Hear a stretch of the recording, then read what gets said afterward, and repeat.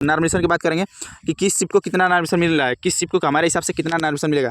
हमारा एग्जाम कब हुआ? तो एग्जाम हुआ है 8 जून को। 8 जून को एग्जाम हुआ है 2 पाली में।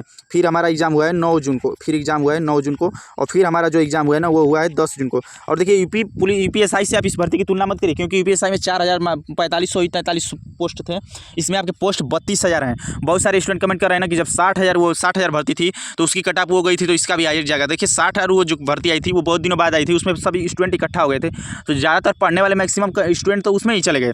हम आपको कटाप, ये जो कटाप है ना, इससे भी तुलना करके आपको बताएंगे कितने नंबर इस बार कटाप बढ़ी। आप वीडियो कौन तक वॉच करिए, पहले आपको नॉर्मलाइजेशन बता दे रहे हैं, सब कुछ आपका कोई भी डाउट नहीं रहेगा, मन में आपका कोई भी डाउट नहीं रहेगा, और आप हमको एकदम 110% कहेंगे कि आप हमारे बातों से सेटिस्फाइड हो जाइएगा, सब कुछ आपको बताएंगे। तो पहले हम नॉर्मलाइजेशन के बारे में बात कर रहे हैं, क्योंकि नॉर्मलाइजेशन में अगर देखिएगा ना तो अंकित भाटी सर के द्वारा नॉर्मलाइजेशन सब लगभग एक जैसा आया है, लगभग उनका एक जैसा आया है। देखिए ये फर्स्ट शिफ्ट हो गया और ये हो जाएगा आपका सेकेंड शिफ्ट 8 का, दोनों शिफ्ट के बारे में बात करेंगे। फिर देखिएगा ना फर्स्ट शिफ्ट आया है, और फिर देखिए ये हो जाएगा 9 की सेकेंड शिफ्ट, फिर हो जाएगा फर्स्ट शिफ्ट, और फिर 10 की हो जाएगा सेकेंड शिफ्ट। देखिए अगर अंकित भाटी सर का वीडियो देखिएगा ना जो 85 रेस्टोरेंट का डाटा दिए हैं, तो उस हिसाब से 9 की फर्स्ट शिफ्ट उनके हिसाब से बिल्कुल ही ईजी आई है, सबसे हार्ड आई है। तो 8 की फर्स्ट शिफ्ट आई है। देखिए 8 की फर्स्ट शिफ्ट ऐसा नहीं है कि हार्ड रही होगी, लेकिन रीजन ये है ना कि उनको पेपर का मेंटेलिटी नहीं था कि पेपर में किस टाइप के क्वेश्चन आ रहे हैं, किस सेक्शन से आ रहे हैं, मैथ के किस चैप्टर से क्वेश्चन आ रहे हैं, किस लेवल के आ रहे हैं, इसीलिए वहाँ का एवरेज स्कोर उस शिफ्ट का कम आएगा। इसीलिए वहाँ पे मतलब कि उनका जो है ना एवरेज स्कोर कम आता है, इसीलिए नॉर्मलाइजेशन उनको ज़्यादा मिलने की पॉसिबिलिटी रहती है। लेकिन ऐसा मत सोचिए कि उनको 30 से 40 नंबर का नॉर्मलाइजेशन मिल जाएगा और आपको नहीं मिलेगा, ऐसा बिल्कुल ही संभव नहीं है, क्योंकि इस बार जो एग्जामिनर पेपर सेट किया है ना वो लगभग एक जैसा रखने का प्रयास किया है।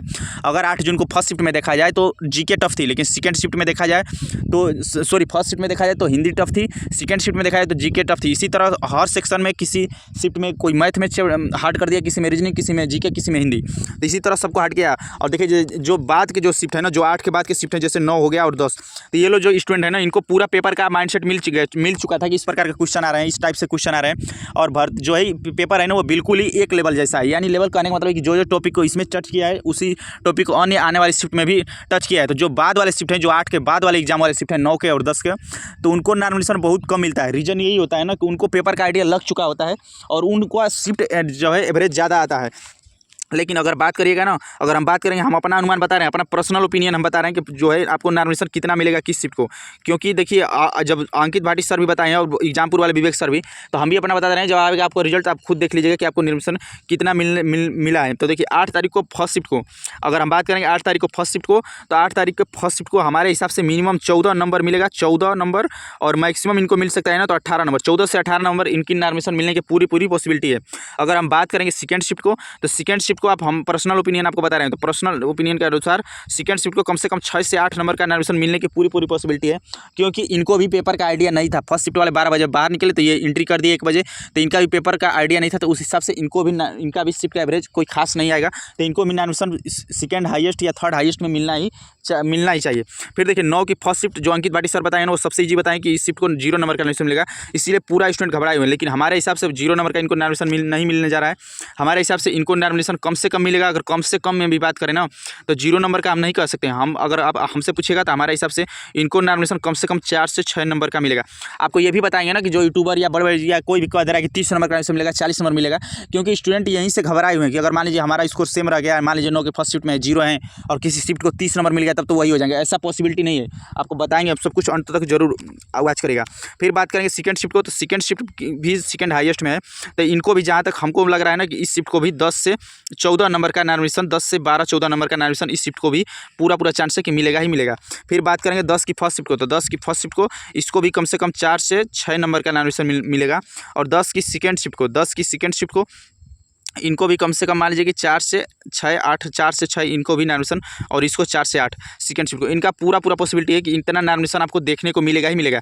ऐसा नहीं होता है कि किसी शिफ्ट को नॉर्मलाइजेशन दे दिया जाए और किसी शिफ्ट को रोक दिया जाए, तो सभी शिफ्ट को लगभग कुछ ना कुछ नॉर्मलाइजेशन मिलता ही मिलता है। और देखिए अंकित भाटी सर के डाटा के हिसाब से देखिएगा तभी भी इतना गैप निकल के आया है। उनके डाटा के हिसाब से हाईएस्ट 15 नंबर का नॉर्मलाइजेशन मिल रहा है, और बहुत सारे स्टूडेंट कह रहे हैं 30 नंबर का। अगर मान लीजिए कि अगर 30 नंबर का, अगर फर्स्ट शिफ्ट को 30 नंबर का मिला ना, तो सेकंड शिफ्ट थर्ड ये जो नीचे की शिफ्ट है इनका भी रेशियो में, उसी रेशियो में अनुपात में उनका भी नंबर नंबर बढ़ेगा। कहने का मतलब है कि अगर आप सोच रहे हैं कि फर्स्ट शिफ्ट को अगर 30 नंबर मिल जाएगा, तो अगर फर्स्ट शिफ्ट को 30 नंबर मिलेगा ना, तो सेकंड शिफ्ट को भी लगभग 15 से 17 नंबर मिल जाएगा। ये जो 9 की फर्स्ट शिफ्ट है इसे भी 8 से 10 नंबर मिल जाएगा। 9 की जो सेकंड शिफ्ट है इसे भी कम से कम 15 से 16 नंबर मिल जाएगा। 10 की फर्स्ट शिफ्ट है उसे भी कम से कम 10 से 12 नंबर मिलेगा, और 10 की सेकंड शिफ्ट है उसे भी कम से कम 8 से 12 नंबर मिलेगा। कहने का मतलब है कि अगर नार्मल फर्स्ट शिफ्ट के ज़्यादा बढ़ा ना, 30 नंबर बढ़ा, 40 नंबर बढ़ा, तो इन सभी शिफ्ट का उसी रेशियो में नार्मल बढ़ेगा। ये इस बात को आप समझने का पूरा प्रयास करिए। ऐसा बिल्कुल नहीं हो सकता है कि फर्स्ट शिफ्ट के सिर्फ 30-40 नंबर बढ़ा दिया जाए और अन्य शिफ्ट के नंबर न बढ़े, ऐसा हमको नहीं लगता है। और आपका देखिए, आपको एक बात और जानना है कि आप बहुत सारे स्टूडेंट आप बात अगर नार्मल के बारे में बात कर ले, तो नार्मल में आपका यही नार्मल देखने को मिलेगा। यही नार्मल आपको देखने को मिलेगा, हाईएस्ट सबसे फर्स्ट शिफ्ट को रहेगा और अन्य शिफ्ट को इतना नार्मल देखने को मिलेगा। अब देखिए, हम बात करेंगे कटऑफ के बारे में, तो बहुत सारे स्टूडेंट कटऑफ की, तो देखिए अगर आप बात करेंगे फिजिकल कटऑफ, तो जो 60,244 जो प्रीवियस भर्ती आई थी, जो इसे 2024-25 नाम दिया गया था, 60,244 की कटऑफ गई थी। जनरल कैटेगरी कितनी गई? तो जनरल कैटेगरी की गई है 214। जनरल कैटेगरी की कितनी गई? तो जनरल कैटेगरी की गई है यूआर की 214। हम बात कर लेते हैं ये कौन सी कटऑफ है? तो ये कटऑफ है नॉर्मलाइजेशन की, यानी कि नॉर्मलाइजेशन के साथ ये कटऑफ गई है।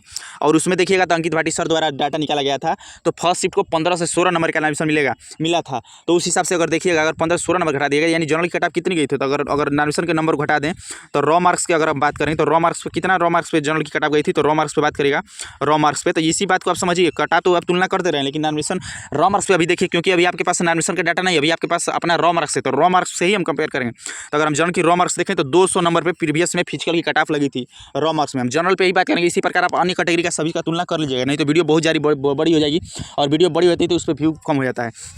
और आपको अभी हम बताएंगे कि हमारे हिसाब से कितना है, तो आप आराम से सेफ हैं। तो ये कितना गया है? तो कटऑफ जनरल की गई है आपकी यूआर की 200 गई है। जब 60,244 भर्ती थी, वो भर्ती 4 से 5 साल बाद आई थी, स्टूडेंट भी इकट्ठा हुए थे, लेकिन यह भर्ती तुरंत बाद आई है, इसमें भले ही भर्ती की संख्या कम है। तो 200 अगर हम बात करेंगे, अब हम पहले अपना कटऑफ बता देते हैं, तब बताएं कि इस कटऑफ से हमारे कटऑफ में कितने का अंतर और क्या मतलब कि कितना होगा। अगर बात करिएगा, आपको सब कुछ बताएंगे। तो देखिए, हम मेल फीमेल सभी का कटऑफ के बारे में बात करेंगे। तो ये मेल की कटऑफ हम बता देते हैं, ये है फीमेल की कटऑफ, और आपको फाइनल कटऑफ भी, और ये हो जाएगी फाइनल कटऑफ। तीनों कटऑफ के बारे में बात करेंगे, तीनों कटऑफ के बारे में बात करेंगे। और देखिए, हमारे हिसाब से अगर बात करिएगा ना, जनरल की कटऑफ अगर आप बात करेंगे, अभी रॉ मार्क्स पे ये किस पे है? तो ये सभी जो कटऑफ बता रहे हैं वो बता रहे हैं हम रॉ मार्क्स पे, यानी बिना नॉर्मलाइजेशन के रॉ मार्क्स पे ये कटऑफ है। ऐसा मत सोचिएगा नॉर्मलाइजेशन के साथ है, ये रॉ मार्क्स पे है। क्योंकि आप रॉ मार्क्स के यहाँ पे देखें तो जनरल की कटऑफ कितनी लगी थी प्रीवियस में, अगर हम रॉ मार्क्स पे देखें नॉर्मलाइजेशन के नंबर को घटाकर, क्योंकि नॉर्मलाइजेशन हाईएस्ट 15 से 16 नंबर का मिला था फर्स्ट शिफ्ट को, तो अगर नॉर्मलाइजेशन के नंबर घटा दें, तो हमारे हिसाब से जनरल की कटऑफ गई थी ये 200 नंबर पे। तो उसी हिसाब से अगर देखिएगा ना, तो इस बार जनरल की कटऑफ कितनी जाएगी?